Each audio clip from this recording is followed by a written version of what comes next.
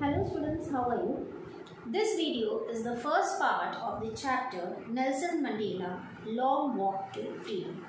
Now before I discuss this chapter, I would like to tell you the short summary of the chapter. The chapter is an extract from Nelson Mandela's autobiography Long Walk to Freedom. Now what is the meaning of autobiography?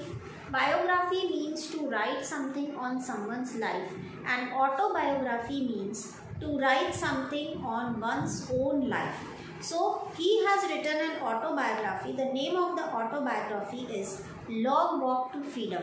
From this autobiography, he has taken an extract and then he has prepared this chapter.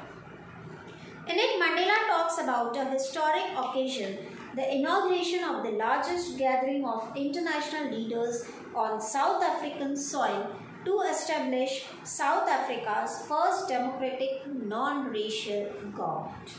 In his address to the assembled leaders,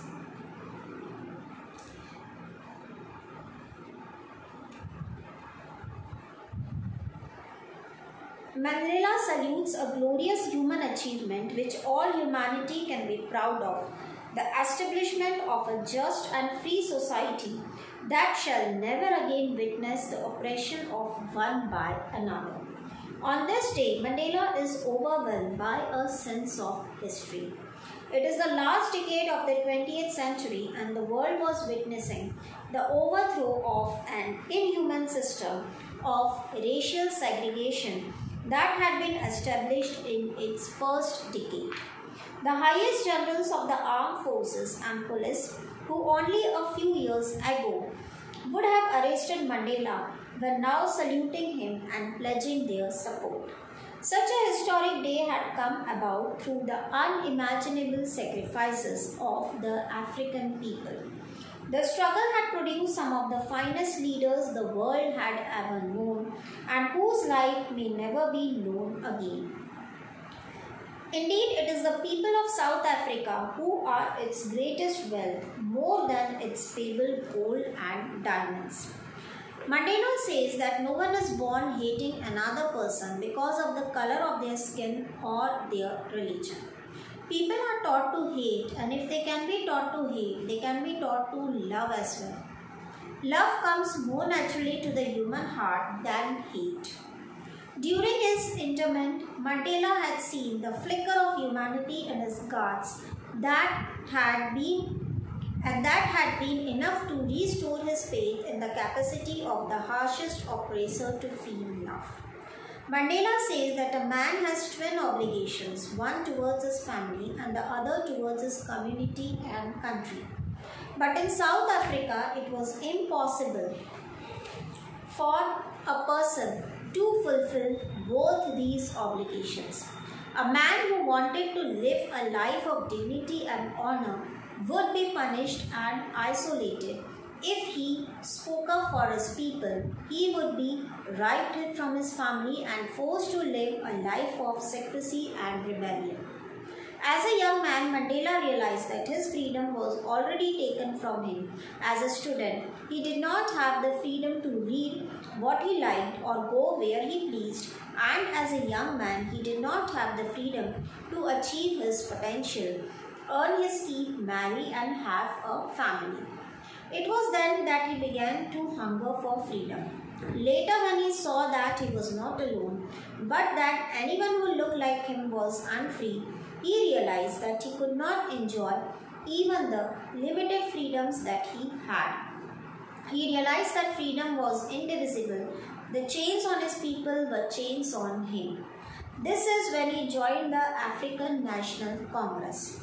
Mandela makes a very insightful observation when he says that the oppressor must be liberated just as surely as the oppressed. The oppressor is a prisoner of hate. He who takes away the freedom of another is imprisoned by prejudice and narrow-mindedness. By robbing others of their freedom, they rob themselves of their humanity. So this was in short summary of the chapter. Now I would like to explain the chapter. So let's start. Apartheid is a political system that separates people according to their race. So what is the meaning of apartheid? Apartheid means a system in politics in which people are differentiated or they are separated on the basis of their race, their color. Can you say which of these three countries named below had such a political system until very recently? So in this story, this is a story of South Africa, where there was a system in which people were differentiated between the blacks and white on the basis of their color. Nelson Mandela has become South Africa's first black president after more than 3 centuries of white rule. Means white people, Britishers, have ruled for 3 centuries. Means for this much amount of time, the Britishers have ruled on South Africa, and after their rule was over, who became the president? Nelson Mandela, but he was a black person. He was a South African president. He became first president. Mrs. Mandela's African National Congress, ANC party. So this was the party of Nelson Mandela. Won 252 of the 400 seats in the first democratic elections of South Africa's history. So his party, means Nelson Mandela's party, got how many votes? 252 votes out of total 400 votes. And because of so many votes, his party won. The inauguration ceremony took place in the Union Buildings Amphitheatre in Pretoria today, attended by politicians and dignitaries from more than 140 countries around the world. So in an amphitheatre, if you have seen an amphitheatre, a place where match is being played, there are different types of stairs are there for various types of people for sitting. So the inauguration ceremony was organized in an amphitheatre, and in that ceremony many politicians and dignitaries means many famous popular people from all over the 140 countries of the world, they have been invited and they have gathered there.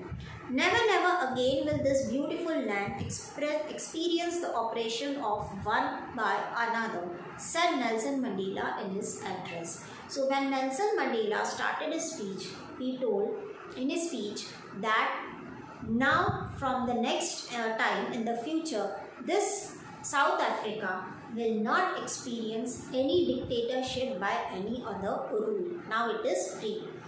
Jubilant scenes on the streets of Pretoria followed the ceremony with blacks, whites and colored celebrating together. For the first time, the white people, the black people and the other races people, other caste, other religion, other countries, other nations, from different countries people have come. So all such people, they have gathered together, and it was the first time that in South Africa a big gathering was organized. No one can imagine that a black and white can sit together. More than 1 lakh South African man, women and children of all races sang and danced with joy.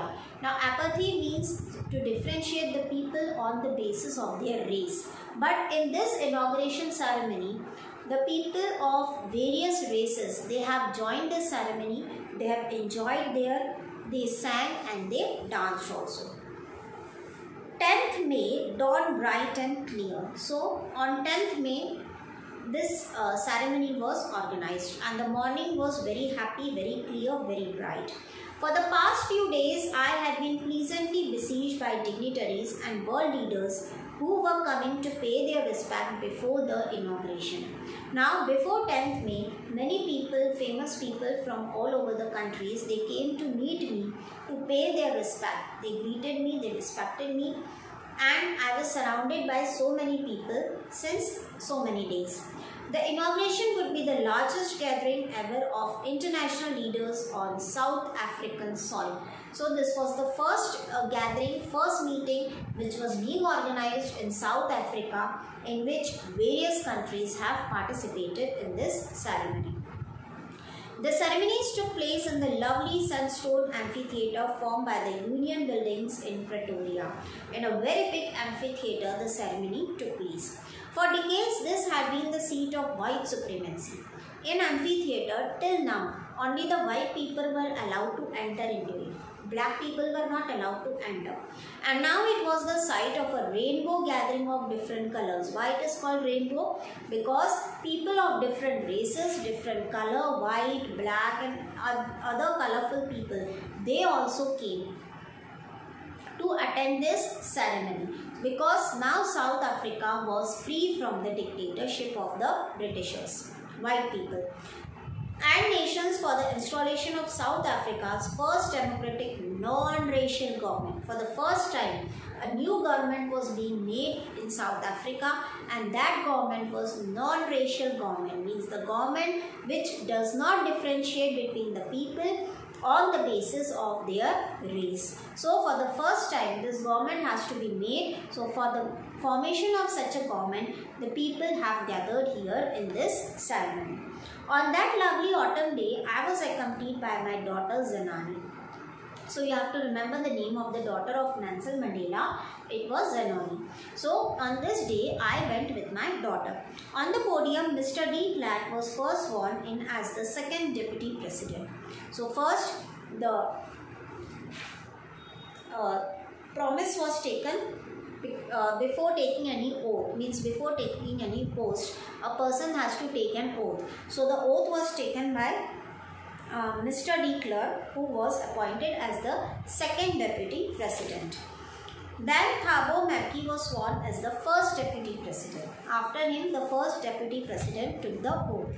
When it was my turn, I pledged to obey and uphold the constitution and to devote myself to the well-being of the republic and its people. Now when my turn came, the turn of taking the oath, I said that now I will devote my whole life, whatever life is left, I will devote my life for the benefit of republic and for the people, means for the sake of the people. I will work only for the people. To the assembled guests and the watching world, I said, today all of us do by our presence here confer the glory and hope to newborn liberty. First time the South Africa is free from the British rule, from the white people. So we all have gathered here to celebrate this liberty, this freedom of South Africa. Out of the experience of an extraordinary human disaster that lasted too long, must be born a society of which all humanity will be proud. Now, after a long disaster, why it was a disaster? Disaster means after a big rule of white people on South Africa, now our society has become free. So we should be proud of such a society in which the society has been free of the white people. Now the remaining part of the chapter I will discuss in the next video. Thank you.